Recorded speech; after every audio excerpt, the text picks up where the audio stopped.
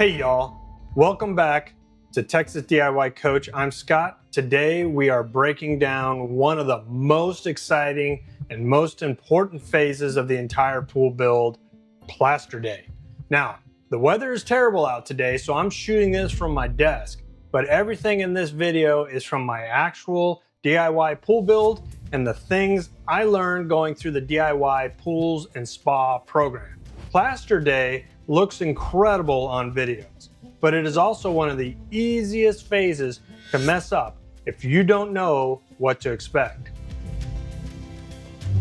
So in this video, I'm going to walk you through what you need to check before the plaster, what to look for during the install, and the right way to fill your pool, and how to take care of that new plaster in the first 28 days. So if you're wondering, yes, you will see my finish throughout this video. It is from StoneScapes Aqua White with the Puerto Rican Blend, and I'll show you the final color near the end. Let's get into this.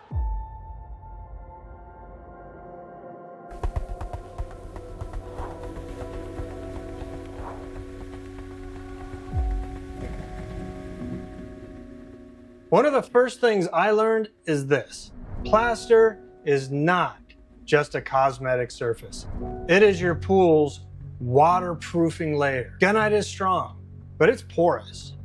Plaster is what seals the shell, smooths out the surface, and gives your pool its texture and its color. Now, here are the main types of plaster you're gonna run into. You got your standard white plaster. It's classic, it's smooth, budget friendly, but it has the shortest lifespan. Then you get into your quartz blends. These are stronger, more durable, they add texture and color stability. And then finally, you have your premium pebble and exposed aggregate finishes, like StoneScapes or Pebble Tech. These provide the longest life, great texture, and are safe against staining. And what about your watercolor? That's not just paint. That's a combination of the actual plaster tint, the aggregate mix, how deep your water is, the amount of sunlight is on the pool, and even your background surroundings. It's really hard to determine which one do you want. What is that color you're gonna look for? Well, what's great about being in the DIY pools and spa community is we have a community page, and there's tons of finished product photos and examples and videos. You can reach out to those individuals and you can say, hey, I love the color. What did you use? And they'll share it with you. Once you understand what plaster really does, the rest of the process makes a whole lot more sense.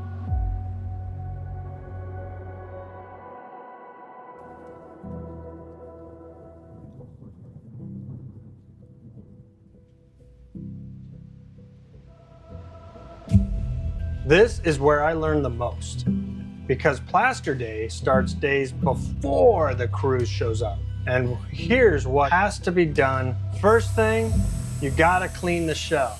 Your crew should come in there and completely clean your shell. It needs to be spotless. They need to pressure wash it, maybe even acid wash it. All of it matters.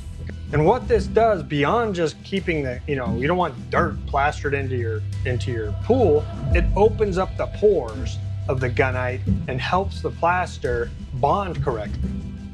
They also are going to try to fix any weeps or leaks. If you see water coming through the shell, that's going to be a problem. Those areas are going to have to be patched with something called hydraulic cement. Water coming in now means water going out later, so they're going to fix all that. Then they're going to install and seal all of your fittings. This is a big one. I never knew, when do they actually put the stuff on? The returns, the lights, when does that happen? It turns out the people that install your fittings and install your lights are your plaster crew. This is a big one. All your returns, all of your light niches, all of your main drains, bubblers, whatever you have must be correctly set and sealed. If the crew has to fill gaps with plaster, you're going to get rings or shadows around the fittings. So to make sure everything is done tight and packed with the right cement, they're going to create kind of a shell around these things to allow the plaster to be put in smoothly. It's called undercutting. And they're gonna do the same thing. They're gonna undercut all of your tile. So the waterline tile, or if you have any tile like I did along the edge of the stairs, they're gonna create an undercut into the edge of the tile. And this pretty much allows the plaster to flow right up to the edge of the tile and kind of bond into or lock into that pocket that they've created from the undercutting. And then finally, if you're in really hot weather, the shell needs to be damp. Not soaked, but it needs to be damp before weather. And some will even use a bonding coat in this case. Mine just kept it hydrated. The weather was perfect. It was January. So he had pressure washed, acid washed a couple days before. They came in and wetted it down right before they plastered, and it went without a hitch. So plaster day, it feels like controlled chaos in the best way. Here's what I learned watching this whole thing. Mixing matters. The crew mixes the plaster right on site. They get in these outfits, they look like they're ready to do some hazmat work, whatever, but they're gonna mix the cement, the aggregate, the pigments, the additives. They're very consistent because consistency equals color uniformity. And then they're gonna set up a bunch of guy wires and bring the hoses in, and they're gonna spray that shell. They're gonna put that plaster on there like they're squirting cake frosting on a cake. You're gonna usually see two crews. One that's gonna be the spray crew, and they're gonna spray all the plaster on the walls and the floor. And then you're gonna see a trowel crew come in, and they're gonna follow right behind the spray crew.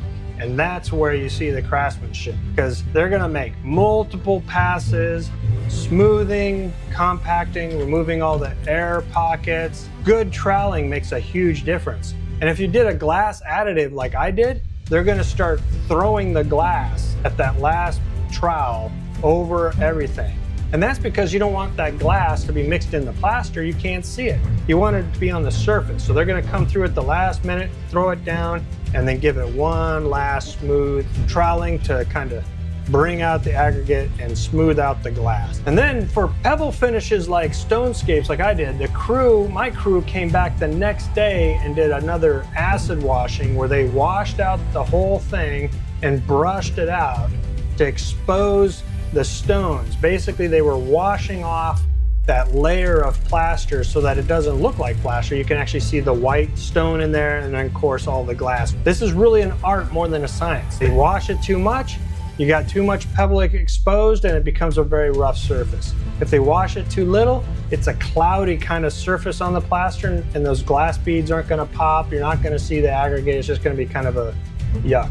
A good crew hits it perfectly.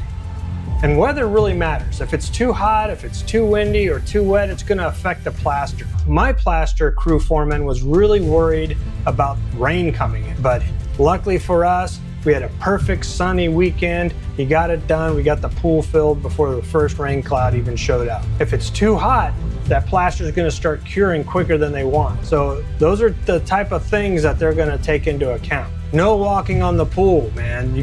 Once this is done, that's the one thing you don't want to see. You're going to see the guys walking around, they got these little spike shoes. If anybody else walks on it, even though that plaster looks solid, do not step on it. It'll leave a mark. One footprint and you'll be calling someone to fix it, and that's going to be expensive. This is the part most owners kind of mess up, the fill. And that's true whether you're a DIY pool builder or you're going through a traditional pool builder. They're gonna hand you a hose and say, get the fill in, call us when it's done. It's all on you. So first thing, start the fill immediately. Don't wait, don't run errands. Start filling the second they say go. It's not gonna be a rush. Mine took like 36 hours. It's gonna take a while, but get it going right away.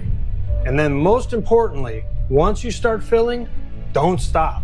If you stop halfway, you're gonna get a permanent ring where the pool water stopped. You want it to be one continuous fill until it hits the midpoint of the tile or midpoint of the skimmer. You also wanna protect the plaster.